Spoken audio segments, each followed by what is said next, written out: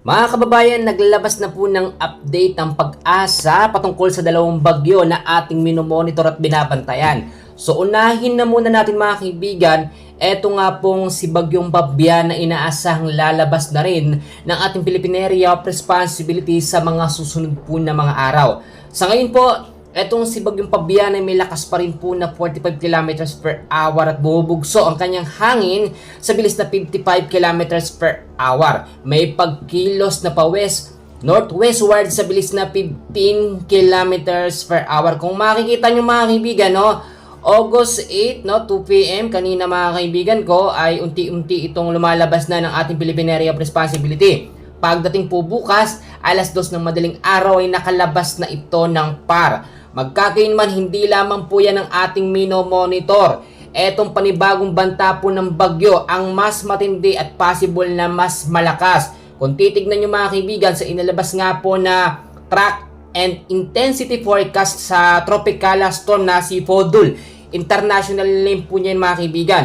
So kung titignan nyo mga kaibigan, etong bagyo na ito, sa ngayon ho, no, meron lakas ng hangin na 75 kilometers per hour at bumubugso naman up to 90 kilometers per hour. Pagkilos naman pa northwestward sa bilis po na 15 kilometers per hour. Ito po yung banta ng panibagong bagyo at tatawagin po itong Bagyong Goryo kapag pumasok na sa ating Philippine Area of Responsibility.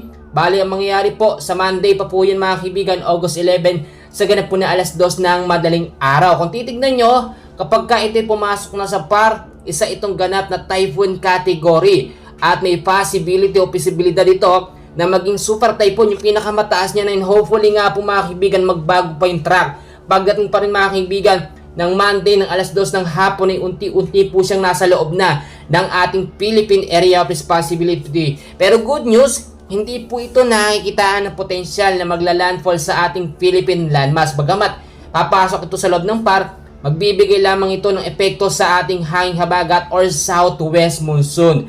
Ngayong hapon din mga kaibigan, meron po tayong tinatawag na forecast weather condition. Dahil pa rin po mga kaibigan sa lumalakas na habagat ay maapektuhan pa rin po, no, ang Visayas, Bicol Region, Mimaropa, Zamboanga Peninsula, Northern Mindanao kasama ang Quezon ng maulap na kalangitan. Asahan pa rin natin ang kalat-kalat na pag-ulan dyan na may kasamang pagkulog at pagkidlat dahil pa rin sa habagat. Samantalang ganun pa rin sa Metro Manila at ilang bahagi ng ating bansa. Maulap pa rin na kalangitan na mararanasan hanggang sa bukas po, no, na merong mga isolated rain showers or thunderstorm dahil pa rin po sa habagat. Magkagayon man mga kaibigan, palabas man ng isang bagyo, may papalit naman mga kaibigan na itong banta ni Bagyong Goryo, no? Pang-pitong bagyo kung sakasakaling pumasok na sa ating Philippine Area of Responsibility. So maging handa po tayo sa mga posibilidad na pwedeng mangyari. Sa ngayon, yan muna ang pinaka-short update natin sa lagay ng ating panahon. And please don't forget to like and subscribe. Maraming salamat po.